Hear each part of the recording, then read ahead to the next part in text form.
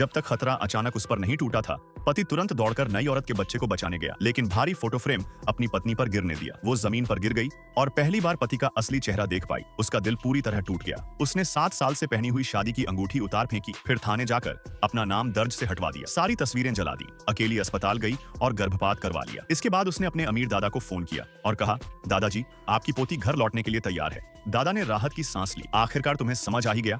मैं हमेशा कहता था कि तुम और लू हांजो एक नहीं हो सकते। तुमने तो उसके लिए अपनी अमीर खानदान की पोती वाली पहचान तक छोड़ दी थी। सब बीत चुका है। उसने कहा, ठीक है, मैं अभी लोगों को भेजता हूं तुम्हें लेने। वो बिना पीछे देखे उस दर्दनाक शहर को छोड़ गई। उधर उसका पति, जिसे अब भी कुछ नहीं पता था, नई औरत के साथ प्यार में डूबा हुआ था। जब वो घर लौटा तो देखा पत्नी से जुड़ी 7 साल पहले वे सबकी नजरों में एक आदर्श जोड़ी थे, क्योंकि पत्नी खुद का बच्चा नहीं पैदा कर सकती थी। पति एक बच्चा गोद लाया था। वो सोचती थी कि अब उनका जीवन खुशहाल रहेगा, पर उसने कभी नहीं सोचा था कि किस्मत इतनी क्रूर होगी। 7 साल बाद जब वो बच्चे का स्कूल एडमिशन फॉर्म भर रही थी, तब उसे पता चला कि उनका शादी का सर्टिफिकेट और घर का रजिस्ट्रेशन नकली था। सबसे बड़ा झटका तो तब लगा जब उसे मालूम हुआ कि उसकी प्यारी बेटी आनान असल में उसके पति और दूसरी औरत की औलाद थी।